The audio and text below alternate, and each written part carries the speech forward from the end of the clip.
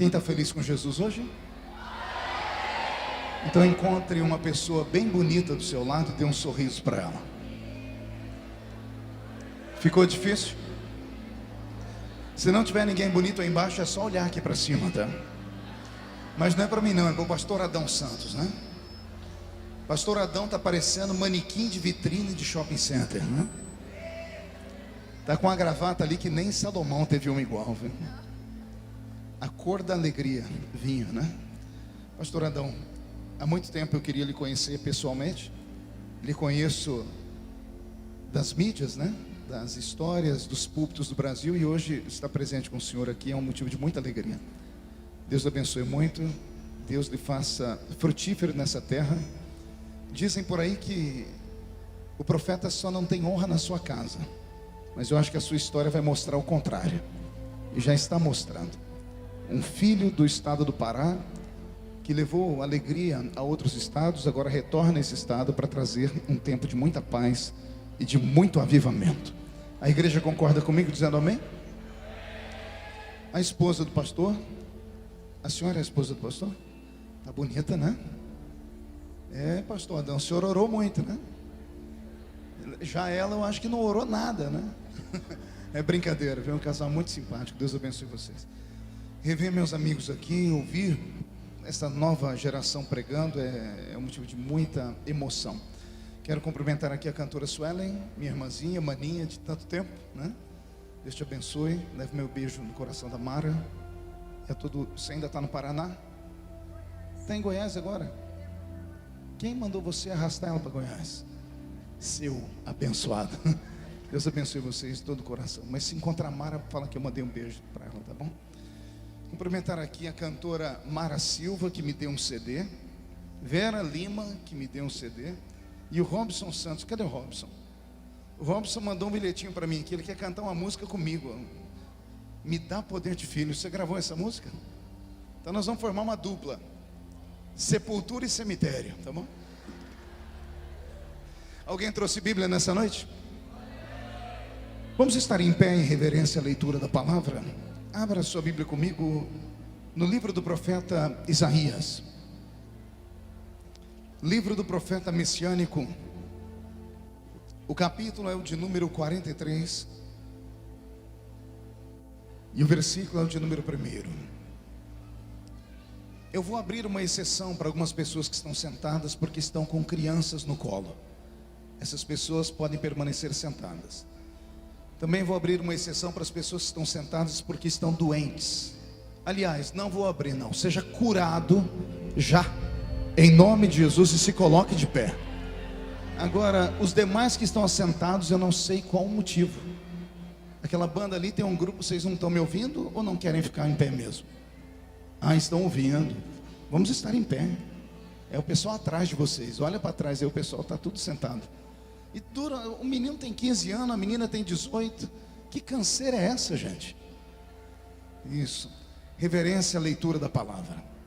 Está escrito assim: mas agora assim diz o Senhor que te criou, a Jacó, que te formou, a Israel: não temas, porque eu te remi, chamei-te pelo teu nome e tu és meu.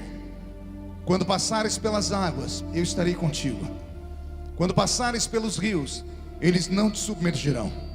Quando passares pelo fogo, ele não te queimará, nem a chama arderá em ti, porque eu sou o Senhor teu Deus, o Santo de Israel, o teu Salvador. E quem crê nesse texto, diga: eu creio. Feche a Bíblia, coloque no banco, na cadeira, na arquibancada e pegue na mão da pessoa mais perfumada do seu lado. Ainda dá tempo. Aperte a mão da pessoa com carinho até ela falar aleluia.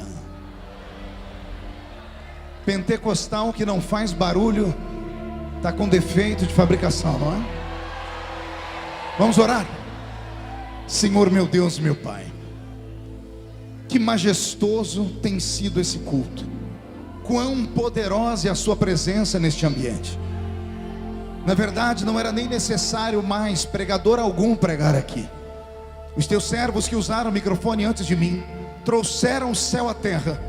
E se eu me equivoquei, Senhor, eles acabaram arrastando a igreja até o céu, porque eu senti a sua glória cara a cara.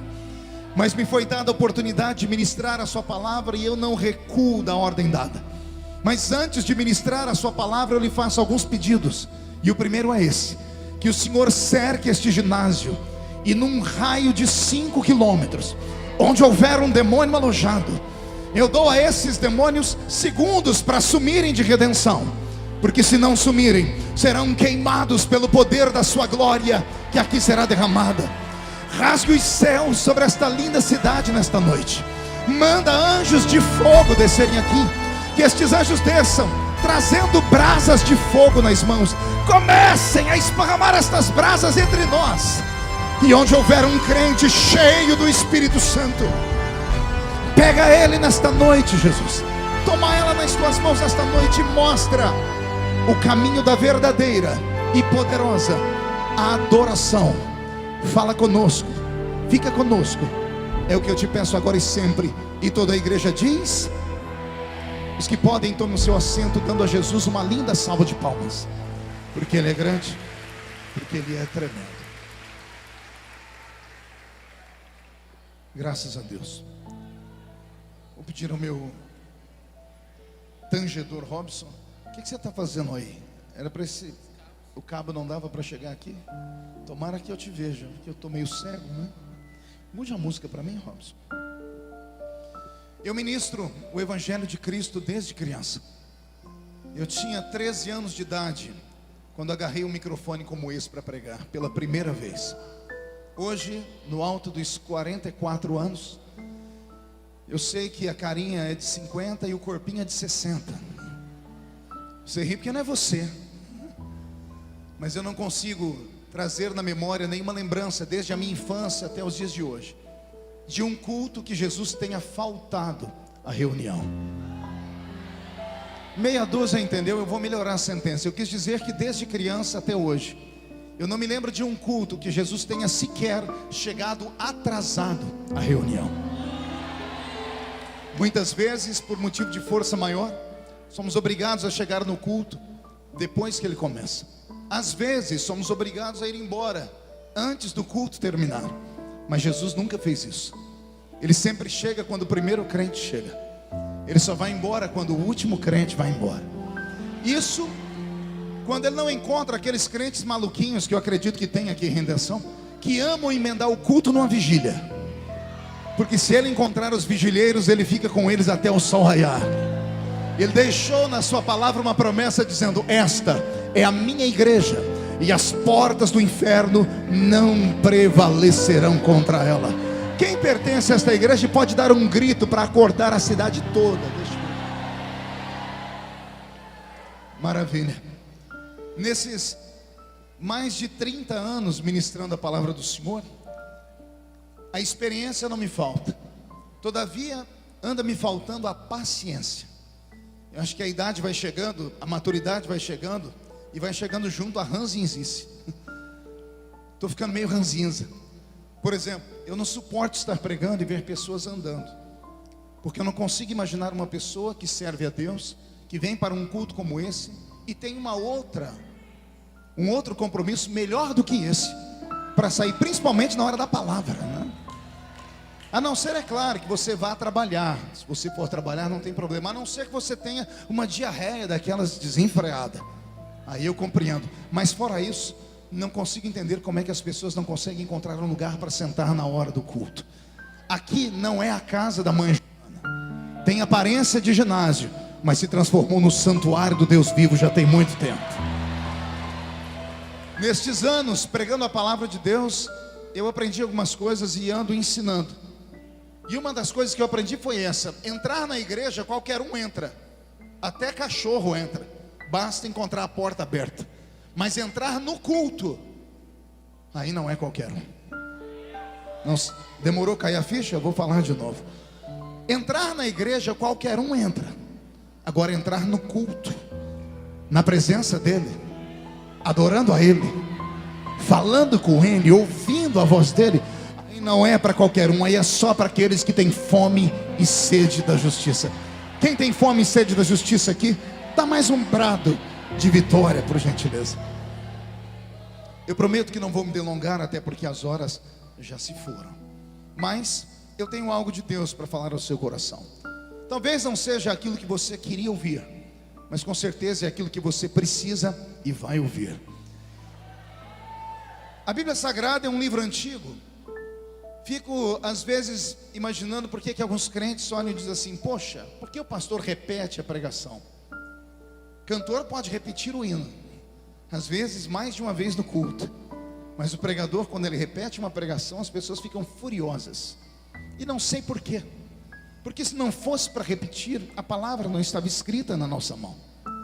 Eu li a Bíblia inteira pela primeira vez de capa a capa aos 9 anos de idade. Eu era coroinha na igreja católica e me apaixonei por esse livro. E aí eu vejo pessoas dizerem que as pregações não podem ser repetidas. O apóstolo Paulo, escrevendo uma de suas cartas, disse assim: eu não me canso de repetir a vocês as mesmas coisas. Dias desses eu ouvi um crente velho, não um velho crente, tem uma distância entre os dois. Existe o crente velho e o velho crente. O velho crente é aquele que pode cair o mundo à esquerda e o outro restante do mundo à direita, e ele não é abalado por nada. Mas o crente velho é uma tristeza. E esse que veio falar comigo era um crente velho. E ele falou para mim assim: pastor, lá na igreja onde eu pastoreio, eu não estou mais com muita vontade de congregar aqui com o senhor não. Eu disse: por que não? Ele disse: olha, o senhor é uma referência, um dos grandes pregadores do Brasil. Congrego com o senhor já tem uns 4 anos, mas nesses últimos 4 anos, eu só devo me recordar na igreja que o senhor pastoreia de umas 2 ou 3 mensagens. Isso significa que as suas mensagens aqui não são tão boas quanto as que o senhor prega pelo Brasil. Quando ele terminou de falar, eu disse assim para ele: olha, nesses últimos 4 ou 3 anos, eu também me lembro de ter viajado somente para uns 2 ou 3 países do mundo e ter comido uma comida que eu não esqueço mais. A comida foi boa, era diferente, mas o que me sustentou nesses 3, 4 anos não foi aquela comida diferente, foi o arroz com feijão. Foi a comidinha simples que a gente come todos os dias nos cultos da igreja. Quando algum irmão vier falar para você assim, que o pregador não estava com nada, que a palavra não estava com nada, repreenda ele e diga assim: a palavra não volta vazia. Não importa quem esteja no púlpito pregando, o que vai te abastecer para o dia do arrebatamento não é essa pregação de hoje aqui. Essa aqui é apenas uma comida diferente. O que vai te dar a sustentação é o que você ouve na sua velha igrejinha, daquele pastor, daquele presbítero, daquele diácono, de domingo a domingo. Então dê valor às coisas pequenas. Posso ouvir mais um glória a Deus? O livro do profeta Isaías traz no capítulo 43 2 revelações.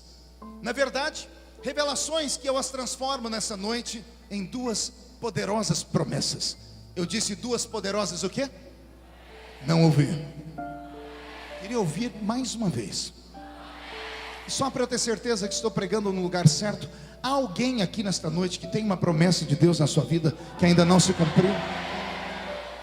Então eu estou no lugar certo e a mensagem tem endereço. Isaías no capítulo 43 está diante do Eterno. O Eterno, assim chamado Deus de Israel, chama o profeta para uma conversa, desabafa com ele momentos antes. O livro do profeta Isaías é um livro de desabafos. Quem já leu os seus 66 capítulos sabe muito bem o que eu estou dizendo. Do primeiro capítulo ao capítulo 39 deste livro, Deus desabafa com Isaías, arrependido de ter criado Israel. Nos primeiros 39 capítulos do livro de Isaías, da angústia, é só ais e uis. Se você pegar do primeiro capítulo ao capítulo 6, você vai ver o profeta com o dedo de profeta em rício dizendo: ai dos que bebem, ai dos que chamam pedra a Deus, ai dos que adulteram, ai dos idólatras, ai. Do primeiro capítulo ao capítulo 39, Deus chama Isaías, e Deus tem em uma mão um chicote e na outra mão um pesado cajado. E ele diz a Isaías: esse povo tem olhos e não vê, tem ouvidos e não ouve, e não me servem por amor. Mas de repente, como que num passe de mágica, no capítulo 40 para frente, o Deus que estava irado fica apaixonado. O Deus que estava com raiva fica calmo. Ele pega o cajado, ele pega o chicote e esconde. E ele pega em uma das suas mãos um vaso com unguento. Ele pega em suas mãos um vaso de azeite que cura. E em todo Israel que ele havia batido, ele derrama o bálsamo para curar as feridas. E Deus muda. E ele começa a dizer: Isaías, avise ao meu povo que operando eu, quem me impedirá? O Senhor continua dizendo: Isaías, avise ao meu povo que eu preparei para eles uma terra. E chegará uma época em que o menino vai dormir ao lado do leão. Chegará um tempo em que os homens ficarão ao lado das peçonhas chamadas de cobras. Chegará um tempo em que a terra vai produzir e eles não vão ter que ter dinheiro para comprar. A terra dará a eles mel, a terra dará a eles leite, a terra será um paraíso. O Deus que estava até o capítulo 39 espancando Israel, do capítulo 40 começa a chamá-los de filhos. E eu, é claro, não quero pregar sobre o Deus dos primeiros 39 capítulos. Não quero usar aqui o chicote divino. Às vezes dá vontade. Basta olhar para a cara de alguns que olham para o púlpito: sangue e fogo. Você acha que eu estou falando demais? Rapidamente olhe para quem está do seu lado esquerdo ou direito. Olha a cara da pessoa. Parece que comeu jiló sem sal antes de vir para o culto. Parece que foi batizado num pote de vinagre. A pessoa não abre a boca nem para respirar. E olha que está num culto pentecostal de missões. Segura aí. Vem para o culto com esse olho seco, parecendo olho de sapo que morreu num dia de enchente. Fica o culto inteiro com essa boca travada, essa boca de aço, essa língua de ferro, esse queixo de concreto. Então às vezes eu, como pregador, tenho vontade de usar o chicote divino. Mas essa noite Jeová não me autorizou. Vocês estão no lucro com Deus. O Senhor me diz: não bata nos paraenses. Diga a eles que eu tenho promessas gigantescas sobre esse estado ainda. No capítulo 43, como eu disse, há duas revelações, há duas promessas. A primeira promessa é Deus dizendo a Israel assim: se passares pelas águas, elas não te afogam. A segunda promessa é assim: se passares pelo fogo, ele não te queima, e a chama não arderá em você. E eu não sei se você prestou atenção que na medida em que eu falei sobre as duas revelações, as duas promessas, houveram manifestações diferentes. Quando eu disse: se passar pelas águas elas não te afogam, a igreja vibrou mais. Quando eu falei: se passares pelo fogo a chama não te queimará, a igreja vibrou, mas vibrou menos. E a pergunta que fica é essa: por quê? E a resposta está com esse pregador. Porque aqui existem duas palavras. Uma palavra pode ser compreendida, absorvida e entendida pelo intelecto natural. A outra só pode ser entendida por homens e mulheres que, mesmo pisando nesta terra, estão com o rosto e a mente no céu. Não entendeu? Vou melhorar. Parte desta revelação pode ser compreendida pelo homem natural, pelo homem comum. Mas a outra parte da revelação só pode ser compreendida por pessoas que não são normais, por homens e mulheres que são anormais, por homens e mulheres que estão neste mundo, mas não são desse mundo. Que se a trombeta do arrebatamento tocar agora, e daqui de dentro só dois subirem para o céu, um sou eu, quem é o outro? Deixa eu ver. Somente esses podem compreender o teor da segunda parte da promessa aqui. A primeira promessa tem a ver com água, a segunda tem a ver com fogo. A primeira promessa tem a ver com água, a segunda tem a ver com... A promessa que tem a ver com água é mais fácil de ser entendida e compreendida, porque todo ser humano em vida já passou ou vai passar pela experiência do afogamento ou do quase afogamento. Quer ver? Quem aqui já quase se afogou na vida? Levante a mão para eu ver. E os que não levantaram a mão estão com medo de ser excluído pelo pastor da igreja, que vai ver esse DVD depois, vai falar: ah, você quase afogou, então você foi no mar, tomou banho de rio, na piscina, na praia. Não é nada disso. Nem todo mundo afoga indo no mar ou na piscina. Às vezes a pessoa se afoga em casa tomando um copo d'água. Quem aqui já tomou um copo d'água e a água entrou por onde não devia? E graças a Deus a gente tem o nariz, porque se não tem o nariz a gente afogava mesmo. A gente acaba engasgando, e no engasgamento a água sai pelo nariz. Todo ser humano passa pela experiência do afogamento em vida. Então, quando Deus está dizendo assim: Isaías, avisa o meu povo que se passar pelas águas, elas não afogam eles. Deus está dizendo: Isaías, o meu povo é especial. Todo o meu povo é especial. E por serem tão especiais assim, eu falo na altura em que eles podem me compreender. Há um grupo no meio do meu povo, Isaías, que só pode entender quando eu faço promessas racionais, quando eu faço promessas que fazem sentido, quando eu faço promessas que a mente deles não tem que imaginar ou pensar muito, como essa, de passar pelas águas. Por que nós demos glória a Deus quando eu falei e li o texto, se passar pelas águas? Quando eu recitei agora há pouco, a igreja vibrou. Por quê? Já te explico cientificamente. Aqui no seu cocoruto, atrás da sua cabeça, existe um aparelhinho, um órgão, chamado cerebelo. O cerebelo seria o HD humano. No cerebelo estão armazenadas as suas memórias. E essas memórias às vezes são ativadas inconscientemente. Como assim, pastor? Você não ouve uma música do Feliciano Amaral há 580 anos, mas de repente um episódio, um irmão que você revê na rua, uma melodia de uma música traz a memória, e você ouve a música sem ela estar tocando, e você é transportado para o culto daquele dia que você participou daquele culto. A sua mente inconsciente, ela armazena todas as memórias possíveis. E todas as vezes que o seu ouvido registra uma palavra, esta palavra vai até o cerebelo. E o cerebelo trabalha numa velocidade infinitamente maior do que todos os computadores do mundo juntas. E ele busca essas memórias. E quando você ouve uma palavra e essa palavra faz sentido, automaticamente falando, antes do pregador terminar de falar, as pessoas estão assim, ou estão dizendo glória a Deus, e alguns estão de pé, batendo o pé no chão. Às vezes o pregador nem terminou a pregação e as pessoas já compreenderam. Por quê? O seu inconsciente foi ativado, e o seu espírito disse à sua mente: pode acreditar nisso, que isso aí é verdade. E quando você ouve algo que faz sentido, automaticamente você reverbera e diz glória a Deus. Nós somos tendenciados a responder de maneira afirmativa aquilo que nós cremos e acreditamos. Amém até aqui? Quando Deus diz: se passar pelas águas, elas não te afogam, Deus está dizendo assim: Isaías, existe uma parte do meu povo que eu só posso fazer para eles promessas que eles consigam compreender de maneira rápida, racional, sem nenhum tipo de obstáculo.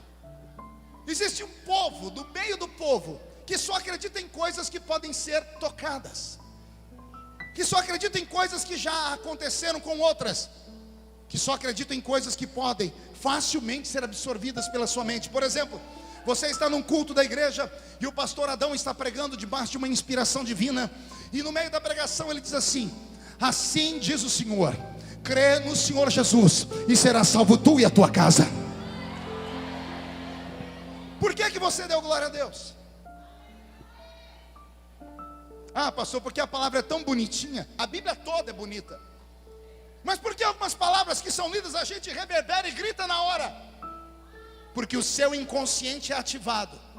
Quando o pastor Adão supostamente disse: crê no Senhor Jesus e será salvo tu e tua casa, o seu espírito absorveu esta palavra, e inconscientemente a sua alma viajou no tempo. E mesmo não se lembrando, o seu espírito quis dizer a você: você conhece alguém que já foi salvo, alguém da sua família já foi salvo, alguém da família do seu amigo foi salvo, e se Jesus salvou aquela, vai salvar a sua também. E por isso nós reverberamos dizendo: eu creio, e damos glórias a Deus. Amém? É uma mensagem que qualquer crente pode receber. Diga: qualquer um pode receber. Outro exemplo de promessa simples: você está no culto, pastor Adão está mais inspirado ainda, e ele libera a seguinte palavra: eis que o anjo do Senhor acampa ao seu redor e te livra de todo o mal nesta noite. Por que você deu glória a Deus? Porque a palavra é bonita? Não, você deu glória a Deus porque o seu espírito recebeu uma mensagem subliminar. O seu cerebelo disse assim para ele: pode acreditar nisso aí, Porque ontem você foi livre de um acidente. Há 2 semanas atrás alguém ia te matar. Aquilo que as pessoas chamam de sorte ou de quase, para o crente não existe sorte nem quase. Para o crente não existe coincidência. Para o crente existe cristocidência. Você sabe que não foi obra do acaso, foi a proteção de Deus sobre a sua vida. Posso ouvir um amém por essa palavra? Então levante a mão direita para o céu comigo. Coloque no ombro do seu irmão e diga assim para ele no pé do ouvido: esta palavra faz parte de uma promessa simples, que qualquer um pode ouvir, porque qualquer um pode acreditar. Respire fundo agora e aperte o cinto. Robson, mude a música.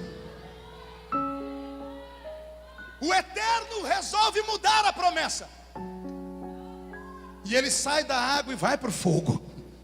E ele diz: mas existe uma parte de homens e mulheres na igreja, muito obrigado. Existe um grupo de homens e mulheres no meio do meu povo, que estão prontos para ouvir promessas loucas, promessas absurdas, promessas incríveis, promessas espetaculares, promessas que homem natural não crê, não consegue compreender, e por isso dá gargalhada delas. Mas existe alguém no meio do povo do Senhor que está preparado para ouvir coisas que os ouvidos naturais não ouviram. Aí vem Deus e diz: se passar pelo fogo, a chama não queima você. Percebeu que só aquela irmãzinha deu glória a Deus?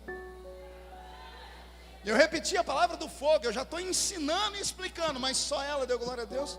Eu já explico, era natural isso. Porque quando você ouve passar pelo fogo e não se queimar, não faz sentido. O seu cerebelo busca experiências e ele não encontra. A única que ele vai encontrar é a velha história de 3 moços que foram jogados em uma fornalha e sobreviveram sem que o fogo os queimasse. Qual o nome deles? Não.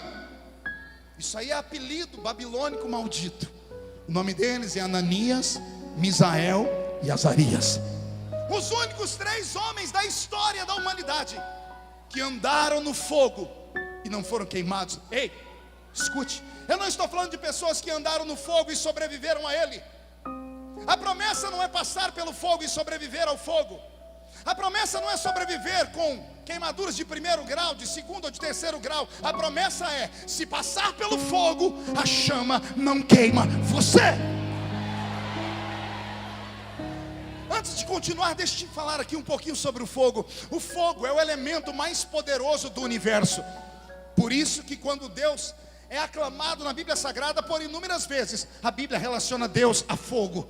Hebreus capítulo 12, Deus é um fogo devorador. O fogo é o elemento mais poderoso do universo. Ele evapora a água, ele queima a madeira, ele queima o plástico, ele derrete o ferro. O apóstolo Pedro, na sua 2ª encíclica, ele diz que a terra e os elementos que existem nela agora, um dia serão derretidos pelo fogo. Aí vem o Eterno, o Criador do céu e da terra, e diz assim: Isaías, tem um grupo no meio do meu povo que eu tenho uma promessa louca para eles. E qual é a promessa, Senhor? Se levantar contra eles o maior poder do universo, ele se levanta para cair, porque não pode tocar o meu povo.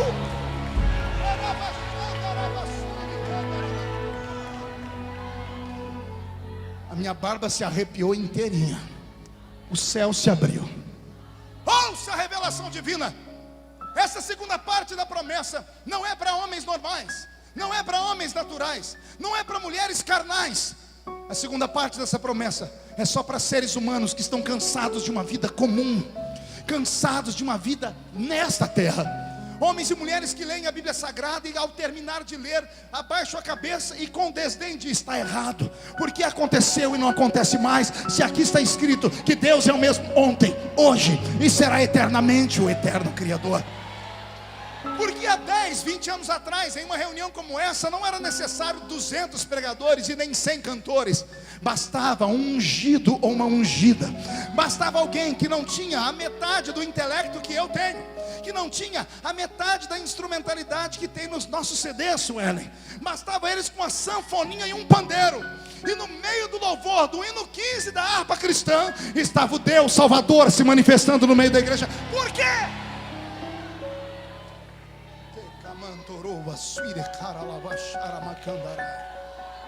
Porque naquela época os homens e mulheres eram homens e mulheres que entravam numa reunião como essa não para ver homens, não para ver mulheres. Não entravam numa reunião como essa apenas para dar um abraço, ou tirar uma fotografia, ou dar um beijo no rosto, ou levar uma lembrança, ou um souvenir. Não!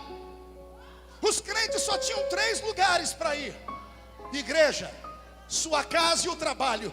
Em qualquer outro ambiente nós éramos rejeitados. Em qualquer outro ambiente o crente não era bem-vindo. Nem nas festas de aniversário da nossa família ímpia o crente não ia para lugar algum. Como o crente não ia para lugar algum, ele tinha tempo para ler a Bíblia. Ele tinha tempo para ler Abacuque. Hoje o nosso povo só sabe ficar no Facebook. O nosso pessoal antigamente conhecia o número do telefone de Deus. Hoje, com o seu WhatsApp, conhece o telefone de todo mundo. O telefone de Deus foi inclusive citado aqui hoje. Ele tem número 3332, não sei se você conhece. 33 é o capítulo e 3 é o versículo de Jeremias, que diz: clama a mim e responder-te-ei, e anunciar-te-ei coisas grandes e ocultas que você não sabe. Ô pastor, faltou o número 2. Isso tem que ser feito com 2 joelhos cravados no chão.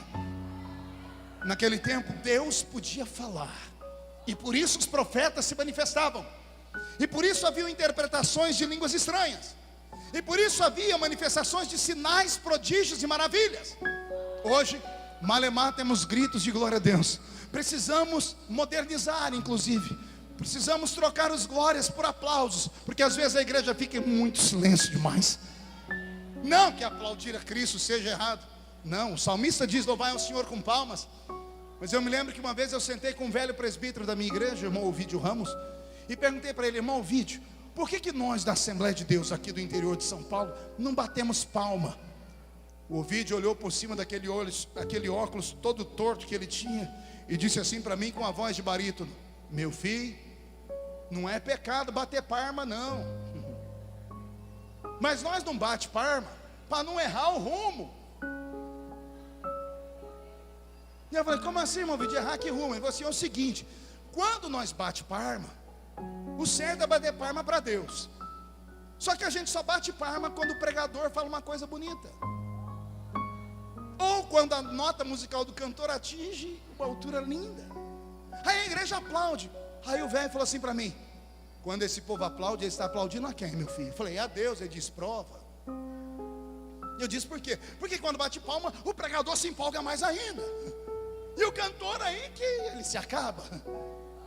Ele falou assim: bater palma não é errado, mas como eu sou do crente das antigas, disse ele, eu não quero errar. Então quando eu sinto vontade de bater palma, eu dou glória a Deus.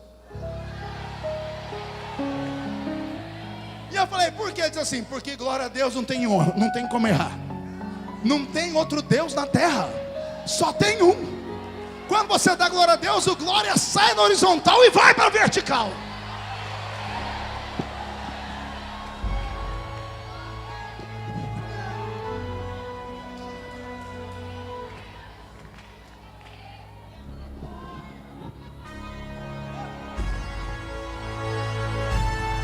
O eterno Deus de Israel aqui está nesta noite, e Ele quer voltar a tocar a sua igreja, Ele quer voltar a fazer promessas absurdas. Mas como Ele pode fazer promessa absurda se o menino que está aí do seu lado, eu não vou nem olhar para não entregar, não para de fazer carinho na namorada dele?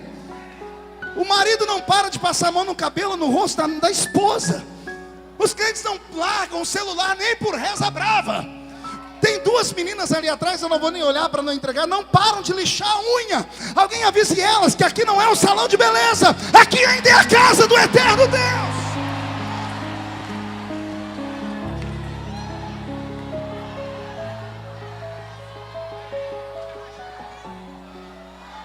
Deus só faz promessa louca para quem é louco também. Eu quero saber se tem algum louco aqui. Se tem algum louco, não grita não, dá um berro de glória a Deus para acordar o Pará.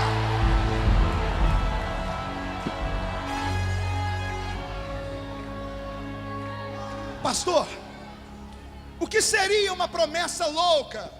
Já explico. Alguém me arrume uma toalhinha, por favor, um lenço. Me trouxeram aqui com todo carinho esses guardanapos. Daqui a pouco meu rosto está cheio de pedacinho de papel. Alguém tem uma piedade do pregador? Está limpinho? É que esses dias o irmão me deu um lenço, quando eu passei aqui, sangue de Jesus tem poder. O que seria uma promessa absurda e louca, pastor?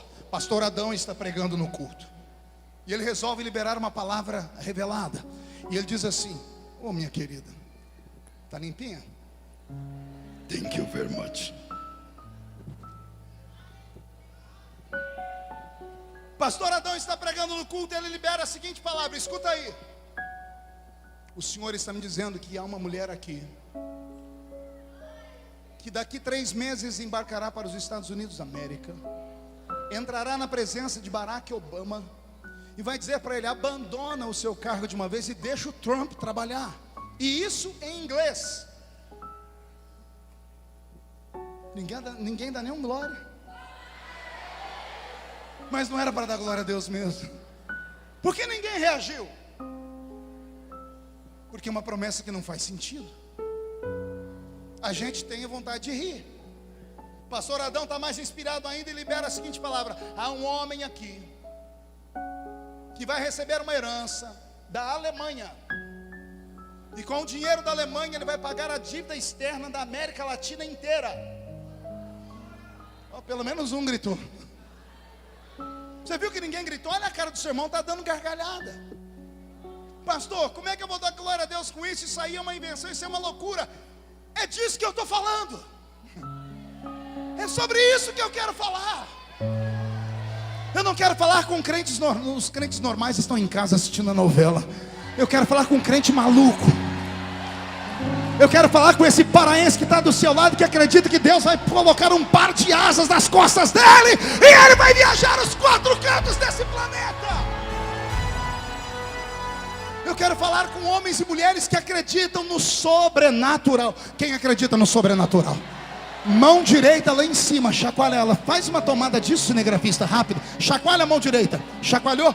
Coloque essa mão no ombro de quem está do seu lado e agarra a pessoa. Agora é para agarrar. Chacoalha a pessoa até ela ficar irritada. Irrita ela. Tira ela do lugar, chacoalha ela. Diga: Deus te trouxe aqui para isso. Sacode a pessoa, sacode. Diga: Deus te trouxe aqui para isso, para sacudir as promessas da sua vida. Só quem tem promessas reage.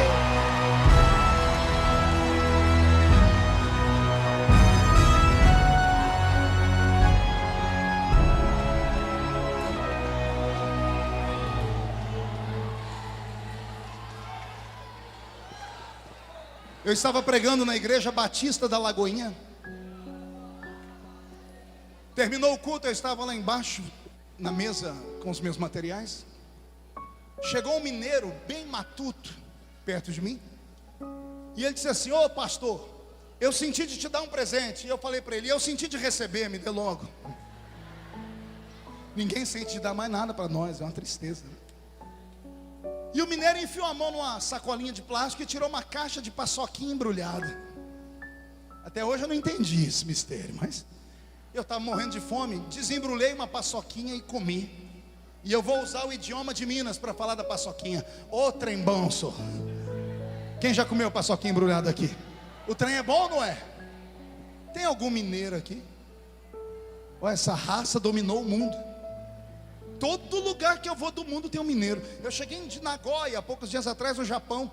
Eu estou lá no Japão e eu levantei na congregação para tem algum mineiro aqui, não levantou um de zóio rasgado? Ô pastor, eu falei: uai, mas você é todo... Eu falei: não, eu sou da 3ª geração, estava no Brasil, vim para cá, mas eu nasci lá em Minas Gerais, sou. O mineiro olhou para mim, eu olhei para ele, estou comendo a paçoquinha e ele deu o golpe. Ô pastor, o senhor pode orar por mim? Eu já estava com a paçoquinha na boca, não tinha como voltar. Eu falei: depois da paçoquinha eu faço qualquer coisa para você. Eu falei: você quer oração pelo quê? Ele disse: ô pastor, ontem à noite eu fui numa vigília. Aí eu enfiei a paçoquinha na boca para não ter uma crise de riso. Mas eu não sou gente. Eu falei: você foi aonde? Ele: numa vigília. Eu enfiei a paçoquinha de novo, que eu já ouvi falar de vigília. Vigília era a primeira vez. Eu falei: e daí? Ele falou: e daí, pastor, que não era vigília de crente normal, não. Era vigília de crente doido. Eu conheço vigília de crente doido. Mas eu queria ouvir da boca dele. Eu falei, o que é uma vigília de crente doido? Ih, pastor, é aquelas vigílias que quando o Espírito Santo desce, os crentes parecem que recebem o espírito do Bruce Lee, uai. E eles ficam... Eu falei, e daí? Ele falou, e daí, pastor? E daí que lá pelas tantas, levantou um profeta doido. Eu conheço profeta doido, de vigília de crente doido. Mas eu queria ouvir da boca dele. Eu disse, o que é um profeta doido, meu filho? Ih, pastor, aqui esse profeta que quando vem profetizar pra gente, quase mata a gente do coração, uai. Mas por quê? Uai, pastor, eu estava encostado na parede da igreja, olhando para o púlpito. Eram umas 4 da manhã. E o senhor sabe, né? A vigília é assim, ela sobe e desce. Ele quis dizer, tem a hora que o fogo cai, o povo dança, daqui a pouco quieta todo mundo. Aí quando está todo mundo querendo dormir, vem um doido e diz, eita Deus, aí o fogo pega de novo. Ele falou, pastor, quando eu estava lá escorado na parede, foi esse momento, estava todo mundo quieto, pastor. E lá vem o profeta, pastor, o profeta em vez de vir de frente, veio de costa. Foi, e aí? E aí, pastor, que ele veio e botou a mão no meu ombro. Eu falei, que eu quase tive um desarranjo. Eu falei, porque ele botou a mão no seu ombro? Não, pastor, que ele botou a mão no meu ombro e não deu tempo de eu virar, uai. Eu, por quê, meu filho? Uai, pastor, quando eu fui virar, ele falou assim, homem! Ai, ai, ai, aqui esse profeta espalhafatoso, né? Eu falei, e aí? Foi aí, pastor, quando eu voltei para a terra, eu olhei para a cara do profeta, ele estava se chacoalhando todo. Ele agarrou a minha mão direita, pastor, e disse para mim, homem, entra tu comigo nessa carruagem de fogo agora.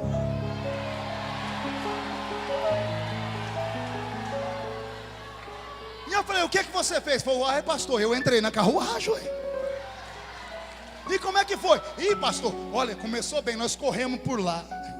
Eu achei que ele ia parar, ele engatou outra marcha e corremos na frente do púlpito. Ele correu do outro lado. Nós rodeamos a igreja umas 2 vezes. Pastor, eu achei que estava bom. O profeta não mirou a rua. Eu falei, e aí, pastor? Eu estava na carruagem, não tinha como descer, ué.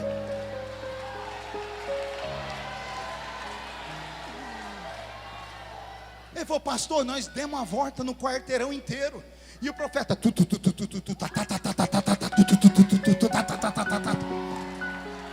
pastor, chegou uma hora que eu falei, não tem jeito, estou na carruagem, vou cavalgar. E eu entrei com ele, era manto para cá, manto para lá, e dava glória lá, e o aleluia de cá. Pastor, o profeta resolveu entrar na igreja de novo. Eu falei, e você? Falei, pastor, eu estava na carruagem. Entrei atrás. Quando estava no meio do corredor, chegando no púlpito, pastor, o profeta brecou e me empurrou, que eu saí catando cavaco no chão. Pastor, eu parei, não sabia o que tinha acontecido, parei de falar em línguas, olhei para trás e lá estava o profeta, com a mão na cintura assim, o dedo indicador assim, e a cabeça assim. E ele falou assim, homem, olha o que eu faço. Eu te tomo pela tua mão direita, e eu te levo para lá, para cá, para lá, para cá. Eu te levo para um giro na terra.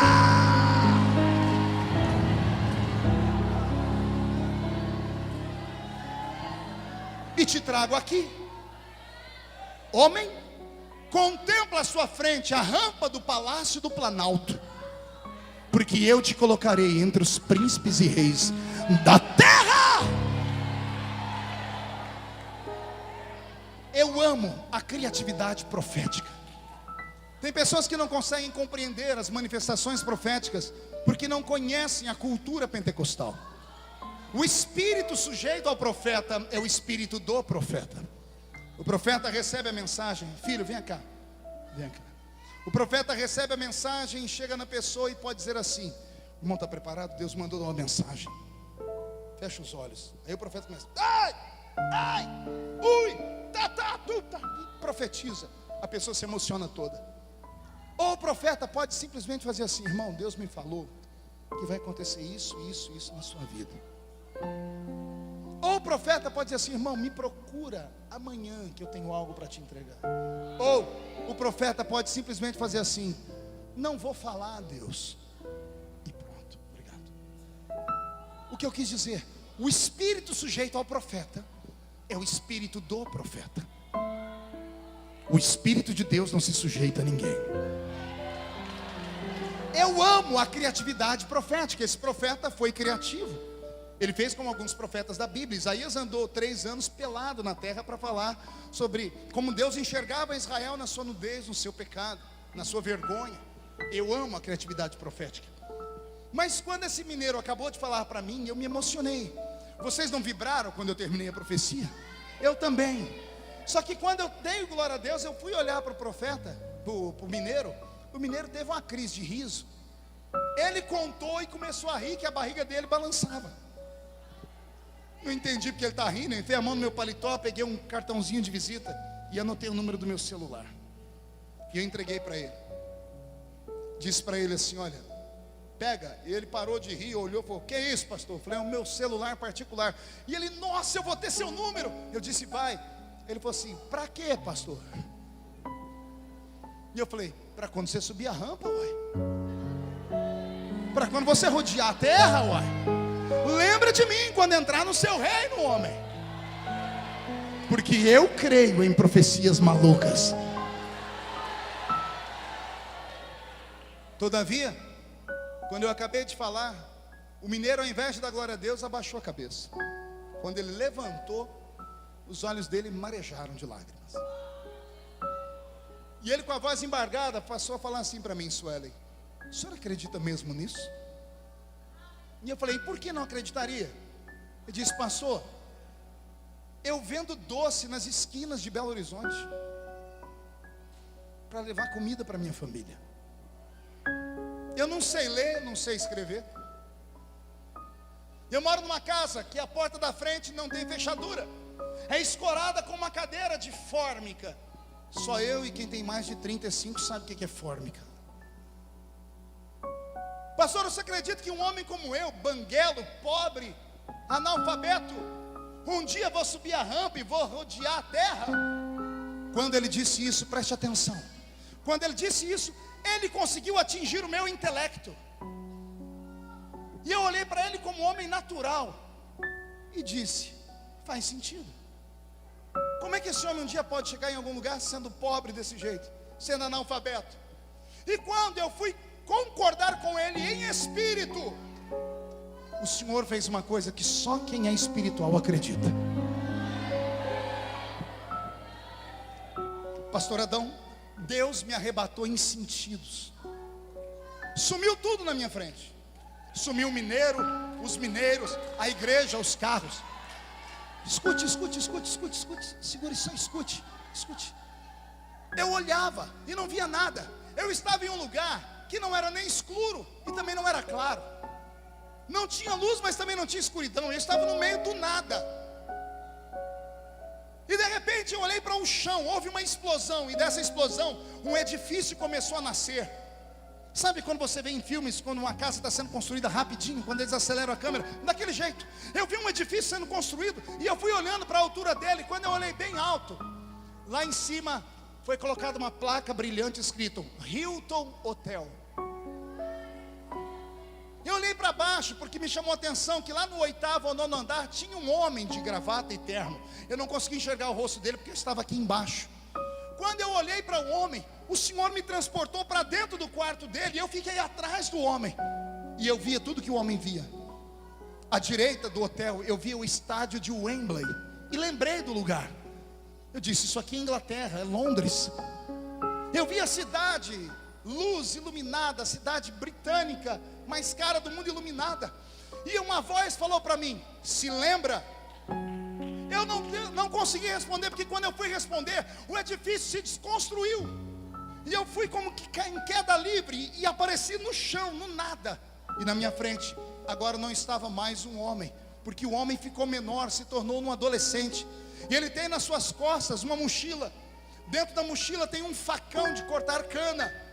Tem uma marmita na outra mão. E ele está subindo na rabeira de um caminhão chamado caminhão de pau de arara. Eu não conseguia ver o rosto dele. Quando eu tentei fixar, uma voz falou para mim: se lembra? E o caminhão se desconstruiu. E o homem, que agora era adolescente, foi ficando pequeno e virou uma criança. E apareceu nas costas dele uma caixa de engraxar sapato. Aí Deus me colocou de frente com um menino com a caixa de engraxar. E o Senhor falou comigo: se lembra? E eu comecei a chorar, porque era eu. O Senhor estava me fazendo lembrar o que Ele fez na minha vida. Aquele hotel, Hilton, é onde eu fico uma vez por ano, há 12 anos consecutivos. Aquele caminhão de pau de arara, eu subi inúmeras vezes com a minha família para cortar cana, outras vezes para apanhar laranja, algodão e café. E aquela caixinha de engraxar sapato, eu tenho ela até hoje no meu escritório. Aí o Senhor falou para mim: se lembra? Eu disse: me lembro. E o Senhor disse: então por que você não diz para ele que acredita?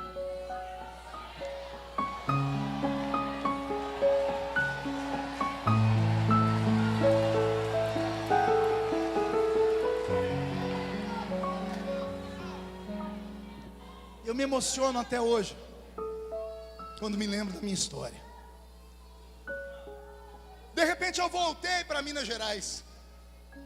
Estalei os olhos e está um mineiro na minha frente chorando. Eu levantei o queixo dele tremendo. Eu disse: pare de chorar. Chacoalhei ele e disse: homem, se foi o meu Deus que falou, se foi o meu Deus que falou que você vai subir a rampa do palácio, se foi o Deus que fez a estéril ser mãe de filho, o Deus que pavimentou um caminho no meio do mar para Israel passar a pé enxuto, o Deus que na falta de um profeta usou a boca de uma jumenta para falar, o Deus que transformou as moléculas de um machado de ferro em isopor para ele flutuar em cima das águas, só para mostrar a um profeta que ele era Deus, o Deus que usou a capa de um profeta para dar um ministério prodigioso e dobrado para o outro, o Deus que fez o relógio de Acai girar ao contrário, o Deus que fez o sol e a lua pararem para Josué ganhar a batalha. Se foi Ele quem falou, quem viver verá para ver se cumprir a promessa.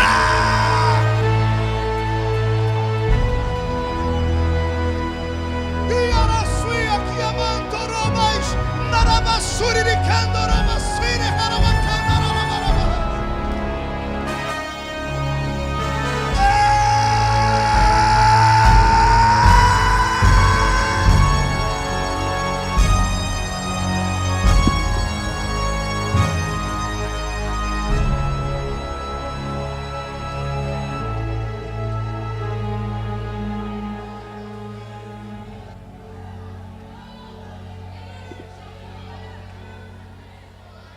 Quem foi que disse que Deus se esqueceu daquela promessa louca que Ele te fez? A minha missão nesta noite é simples, é só fazer você relembrar das promessas que Ele fez. Porventura você pode me falar alguma promessa que Ele tenha feito e não tenha cumprido? Porventura você consegue lembrar de algo na Bíblia que Ele disse ao seu servo que faria e não tenha feito? Ele é o Deus que não deixa a sua palavra cair por terra. Ele fez uma promessa a um profeta, o profeta morreu. Eu não sei se Deus havia se esquecido, Senhor me perdoa, não me fulmina, ou se Ele queria mostrar o poder dele. Mas o profeta chegou no seio de Abraão com 13 milagres feitos. Ele pediu a porção do espírito de Elias. Elias fez 7 milagres em vida. Eliseu está num canto lá do seio de Abraão com a cara murcha. Alguém está perguntando: qual é o seu problema, Eliseu? Deus me fez uma promessa e não cumpriu. Como assim? Ele prometeu porção dobrada do Espírito do meu Senhor, e em vida só 13 milagres aconteceram. Vão chamar Deus de mentiroso. Deus entra no seio de Abraão e diz assim: eu não minto, não sou filho do homem para mentir. Olha o que eu faço na terra. Há uma batalha em cima do cemitério. Um soldado cai morto no chão. O peso do corpo dele rompe uma tumba e ele encosta nos ossos do profeta. Quanto tempo leva para um corpo assim ficar em pele, ficar em puros ossos? A promessa levou tempo para se cumprir, mas de repente o homem morto ressuscita, porque encostou no osso de um profeta que tinha uma promessa. Eu vim aqui te dar um recado de Deus. Saia daqui tranquilo nessa noite. Não se assuste com o diagnóstico do médico. O câncer, a AIDS ou qualquer outra doença incurável está ouvindo o profeta falar. Doenças incuráveis, esta pessoa sobre qual você está tem uma promessa. E se esta pessoa tem uma promessa, essas pessoas estão imortalizadas até que se cumpra as promessas na vida delas. Você não entendeu? Eu vou repetir. Passa o céu, passa a terra, mas a palavra dele não passa jamais. Quem viver verá, para ver Deus te coroar. O que foi que ele te prometeu? Foi as nações? Pede e eu te darei as nações por herança. Foi as nações que ele te prometeu. Ele prometeu colocar você num pássaro de aço e te fazer cortar o Oceano Atlântico, o Índico. Foi isso que ele prometeu. Ele prometeu te transformar no maior fazendeiro ou garimpeiro do estado do Pará. Ele prometeu que você ia ser governador desse estado. Pois anote, você não morre até que esta palavra se cumpra. Porque Deus não faz promessa louca pra gente normal. Deus só faz promessa louca para quem é louco também. E eu queria ouvir o grito dos loucos nesta noite.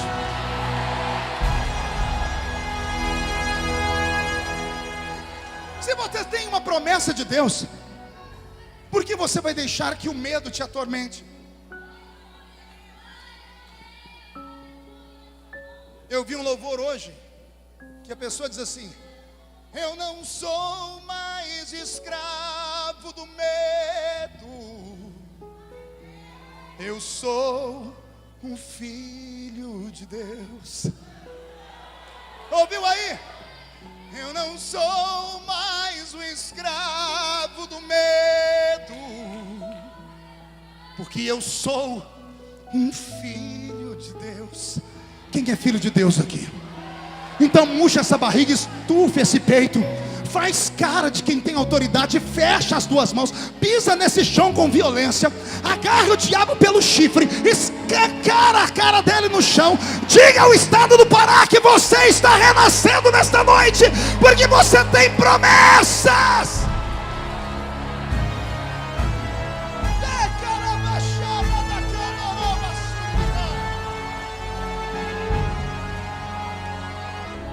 Você quer se alegrar um pouquinho? Quer dar gargalhada? Sabe como é que os meus amigos pregadores e cantores mais íntimos começaram a me chamar nos últimos 6 meses? De Highlander. É isso? Highlander. E eu falei pro primeiro: o que é isso? Você nunca viu um filme do Highlander? É um camarada que você enfia a faca, você dá um tiro nele, tudo, ele cai e levanta, não morre. E a história do filme é que se arrancasse a cabeça dele, ele morria. Arrancaram a cabeça e o homem viveu de novo. Deu um jeito de agarrar a cabeça e colocar no lugar. Foi como assim? O senhor não morre de jeito nenhum. Enquanto a gente toma tiro de revolvinho 22, o senhor toma tiro de mísseis. E quando todo mundo diz assim: morreu o Feliciano. Olha o Feliciano de novo dando trabalho. Pergunte por quê? Eu tenho promessas. Eu tenho promessas que ainda não se cumpriram. Toda vez que o diabo vem para cima de mim, eu vou para cima de Deus. Eu não sou trouxa de ir para cima do diabo. Eu vou para cima do meu pai. Eu vou para o colo dele, choro, jejuo, subo a montanha e diz: o Senhor me fez uma promessa. Quem tem uma promessa aqui? Quem tem uma promessa? Então reage, pelo amor de Deus. Agarre a depressão, chuta ela para outro lugar. Agarra a síndrome do pânico, manda para os quintos dos infernos. Bate no peito, diga: eu tenho promessas. Olhe para o seu amigo e diga: eu vou vencer. Esta semana, meu Deus, será um final de semana marcante na sua vida. Deus começa a dar sinais. Quem viver verá. Esse será o ano da reviravolta na sua história, porque você tem promessa. Quem tem promessa grita, quem tem promessa faz barulho, quem tem promessa tira o pé do chão.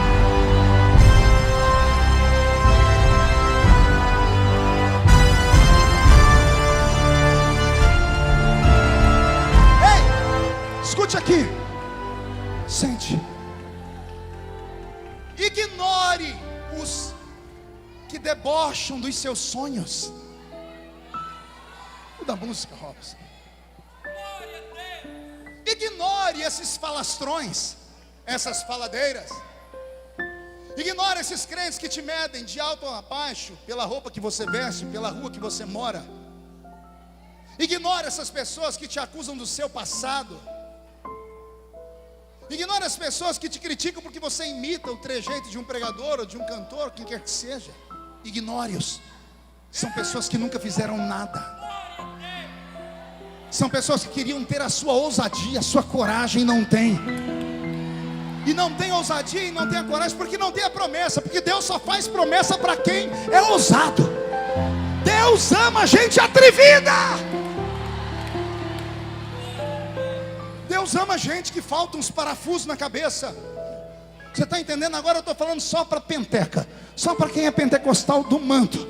Deus ama esses crentes malucos. Deus ama esses subidores de monte. Deus ama esses crentes que jejuam e oram. Deus é apaixonado por esses crentes que se aproximam dele. Ei,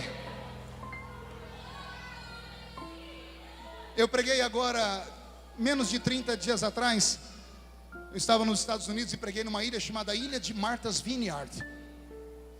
E a ilha do famoso pregador americano John Wesley. Na verdade, pregador britânico, inglês, que foi para a América fugindo da Inquisição. Eu fui no museu de John Wesley e eu chorei muito. Pergunte por quê. Quando você ouve o nome de John Wesley, pai do metodismo, que criou a igreja metodista, a original, o homem que moveu a América do Norte inteira, um homem que da ilha de Martha's Vineyard, do porto até a cidade de Boston, ia de cavalo, pregando debaixo da neve. Quando você ouve falar que ele levou uma nação inteira aos pés da cruz, você imagina um gigante. Aí eu entrei no museu dele e vi o sapato dele, e eu chorei. No século XVIII, Wesley calçava o que no Brasil é 33. Tem a roupa dele em um guarda-roupa. Um homem com menos de 1,5 metro de altura, compleição física de uma pessoa enferma. Quando ele se candidatou a ser missionário pela Igreja Batista, ele não passou no crivo dos pastores e psicólogos da época. Disseram que ele era, além de um homem muito fraco no corpo, era desequilibrado mentalmente, porque era muito explosivo e agressivo. Disseram que ele não prestava para ser missionário. Ele entrou na casa dele, uma casinha de madeira, se trancou no quarto, e quem conta a história é Charles Wesley, o irmão dele, Carlos Wesley. Escreveu quase 4.000 composições de louvores, e fizeram uma dupla, John Wesley e Charles Wesley. Um cantava e o outro pregava. Carlos disse assim: eu ouvi um barulho no meu quarto, coloquei o ouvido na porta, e o meu irmão esmurrava a parede que a casa tremia, e ele dizia: Deus, ou o Senhor me usa, ou o Senhor me mata. Porque um homem como eu não tem espaço no mundo, nem pelo meu tamanho, nem pela minha saúde. Ou o Senhor me usa, ou o Senhor me mata. Charles Wesley disse que de repente ouviu um barulho dentro do quarto. Ele abriu a porta e o irmão dele estava caído a metros longe da parede, tremendo. E ele perguntou: John, o que aconteceu? E John Wesley disse para ele: eu estava esmurrando aquela parede, e um vento saiu da parede e bateu no meu peito e me jogou para trás. E o Senhor me disse: eu te uso. A rainha da Inglaterra escreveu assim: eu tenho mais medo dos joelhos de Wesley no chão do que do arsenal bélico da França inteiro contra nós. Conseguiu entender? Não, vou falar de novo. A rainha da Inglaterra disse assim: eu tenho mais medo de Wesley de joelhos no chão do que do exército da França inteiro contra nós. Naquela mesma ilha onde eu preguei, há quase 90 anos atrás, um grupo de crianças saíram da escola americana e foram para aquela ilha, conhecer a ilha. E uma professora, daquela época a religião ainda era pregada nos Estados Unidos, a Bíblia podia ser lida, podia ser feita orações nas classes. Hoje as crianças não podem orar mais na América, não pode entrar a Bíblia na escola, mas as crianças estão levando metralhadoras para a escola, para matarem uns aos outros. A América hoje começa a rever todos os erros que cometeram. A professora levou as crianças para a casa de Wesley, e ela fez questão de levar as crianças no quarto dele, preste atenção. Um grupo de meninos e meninas, e a professora disse: nesse quarto dormia o avivalista. E a professora disse: e ele dormia daquele lado da cama. E as crianças perguntaram: como assim, professora? A professora fez isso para provocá-los. E ela disse: venham do lado de cada cama. E quando chegaram do lado de cada cama, tinha duas marcas no chão de madeira, redondas e escurecidas, afundadas. E ela disse: ele vencia suas batalhas orando aqui. Wesley orou tanto que ele afundou a madeira do quarto dele. E a professora olhou para aquelas crianças e disse: Deus está procurando um novo Wesley. As crianças saíram para o almoço, para um piquenique. Na hora de ir embora, a professora fez a chamada para as crianças subirem nas carroças. E quando vai chamando um ou outro, faltou um menino chamado William. E saíram as monitoras pela ilha procurando o William. E foram lembrando onde eles foram. E a professora subiu na casa de Wesley, foi no sótão, foi no basement, olhou em cima, no terraço, olhou embaixo, olhou em todos os lugares, não via nada. Ela entrou no quarto, não viu ninguém. Quando ela foi fechar a porta do quarto, ela ouviu um gemido. Ela empurrou a porta e seguiu o barulho do gemido. Do lado de lá da cama, onde tinha as duas marcas de joelho, tinha um menininho de 7 anos. Ele estava com as duas pernas abertas, numa posição desconfortável. Ele botou um joelho aqui e o outro aqui. E a professora chegou bem de mansinho e viu ele com as duas mãozinhas agarradas em lágrimas, dizendo: papai do céu, eu quero ser o novo Wesley.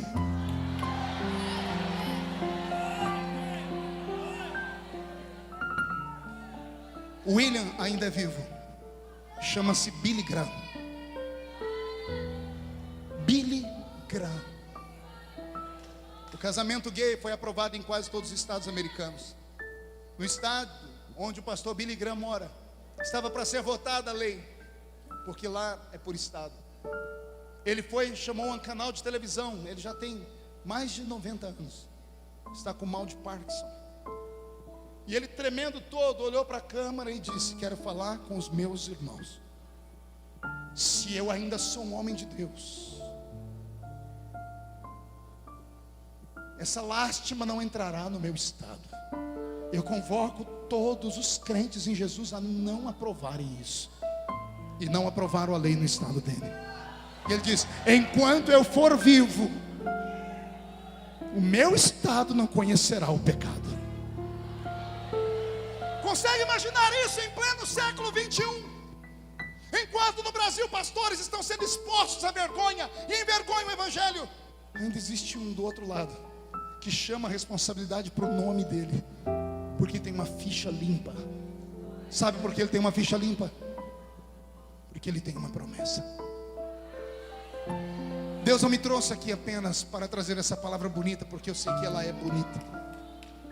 Deus me trouxe aqui para mexer com seus sonhos. Incline a sua cabeça.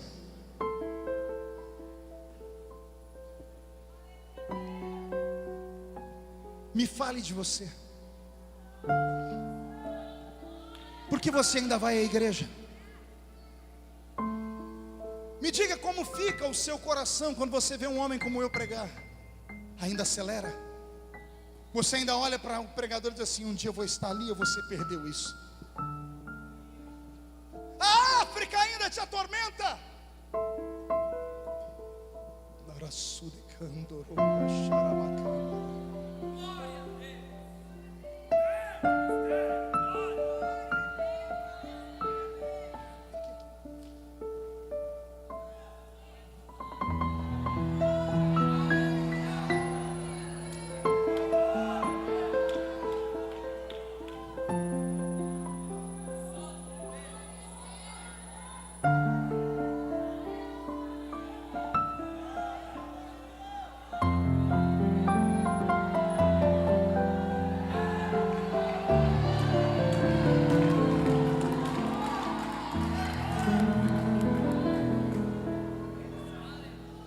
Deus das promessas está aqui. Fique de pé comigo.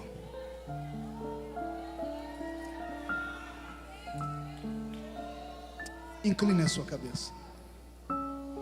Eu não sei o que esses últimos dias têm significado para você, mas para mim